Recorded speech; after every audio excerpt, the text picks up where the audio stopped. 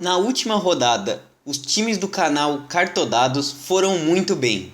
E a próxima rodada tá bem difícil de escalar. Então vem com a gente nesse vídeo para eu te mostrar as melhores dicas para essa rodada. Fala rapaziada cartoleira, beleza? Tamo aí para mais um vídeo para falar da rodada 22 do Cartola e mostrar como é que foi nosso desempenho nessa última rodada que acabou de passar.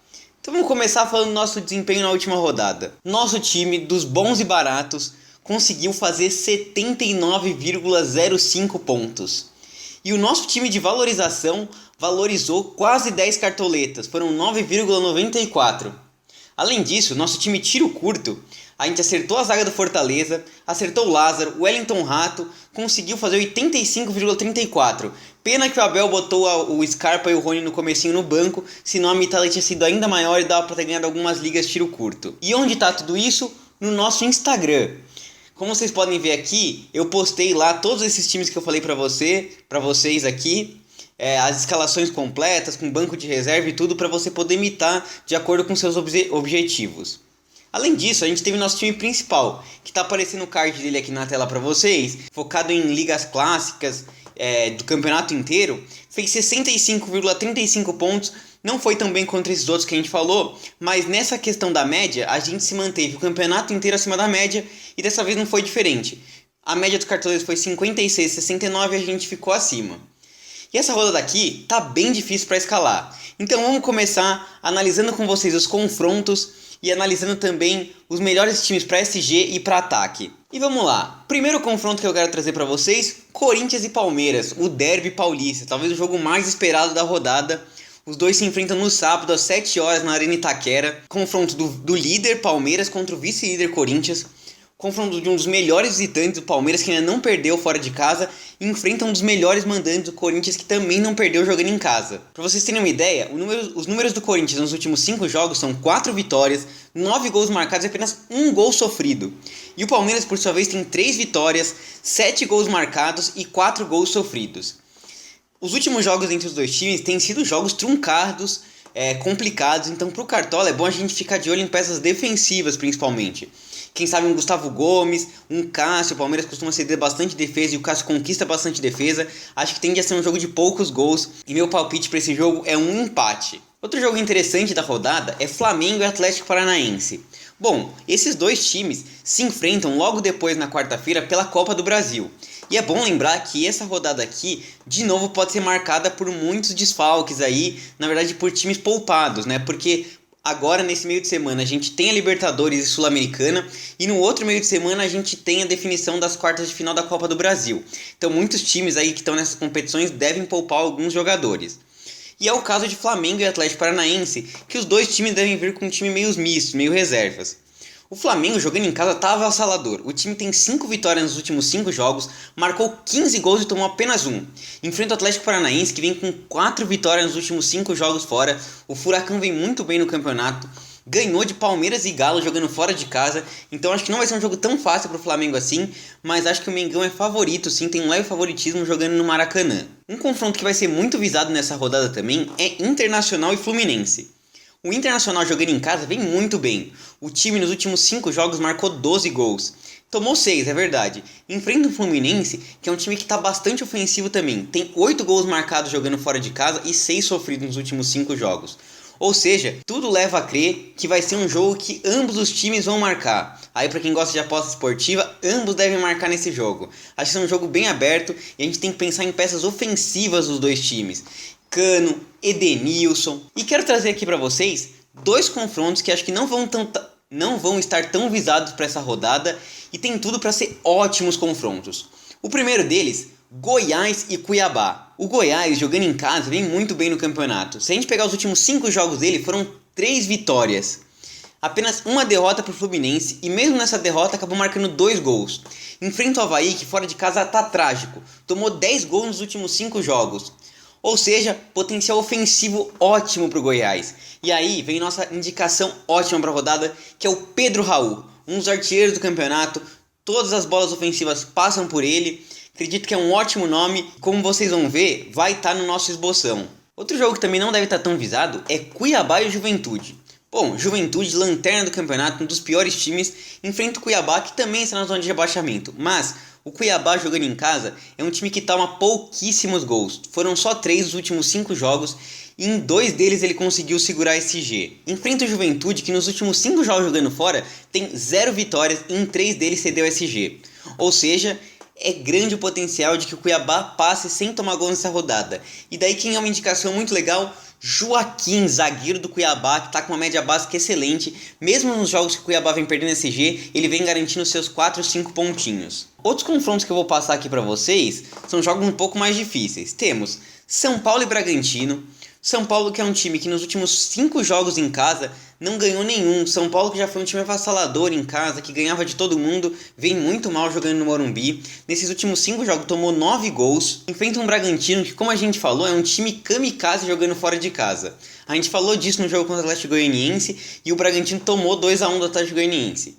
Ou seja, também tem de tudo a ser um jogo aberto e possibilidade de gol para os dois lados. Então pensar em Caleri, Luciano, Arthur... Enfim, jogo bom para gols. Outro clássico que a gente tem na rodada, além do derby paulistano, é o Choque Rei lá no Ceará.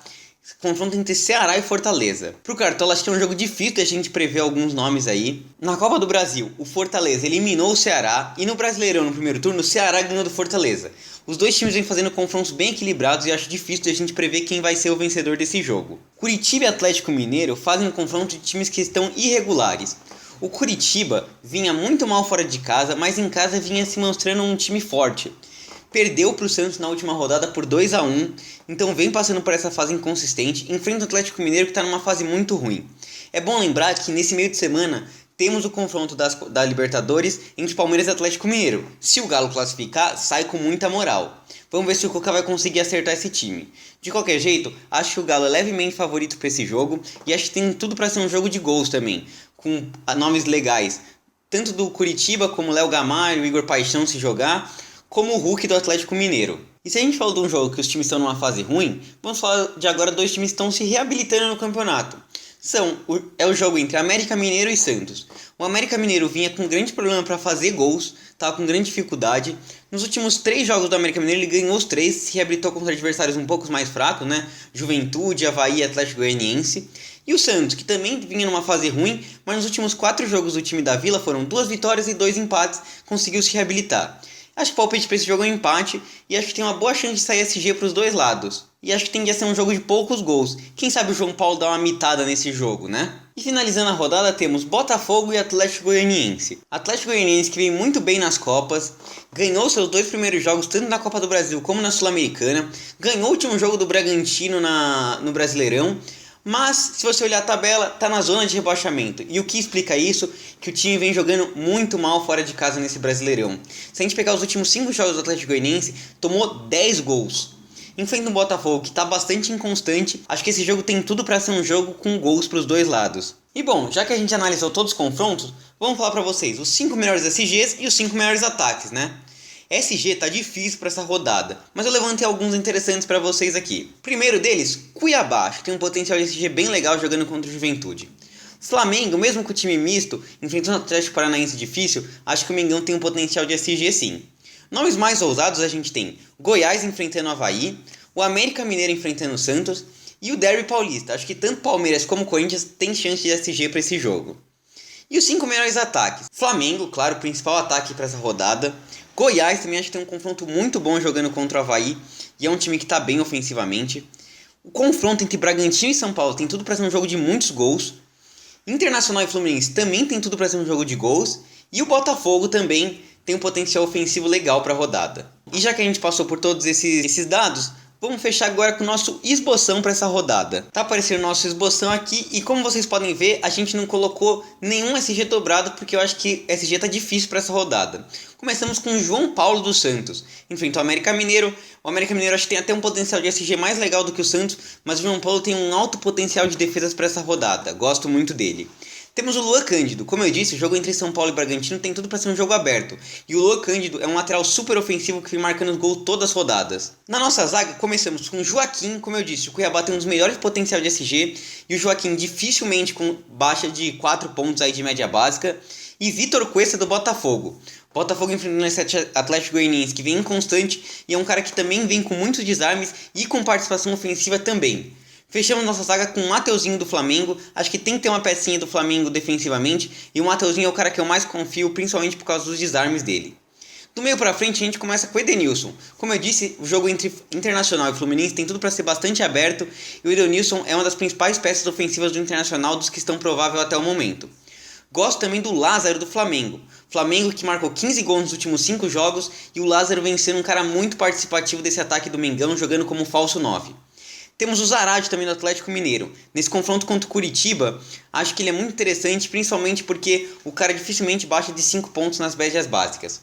Nosso ataque temos o Hulk, enfrenta o Curitiba que vem bem mal, tanto fora de casa como em casa. O Atlético Mineiro está precisando se recuperar no Campeonato Brasileiro, acho que o Vingador Verde pode ir bem nessa rodada.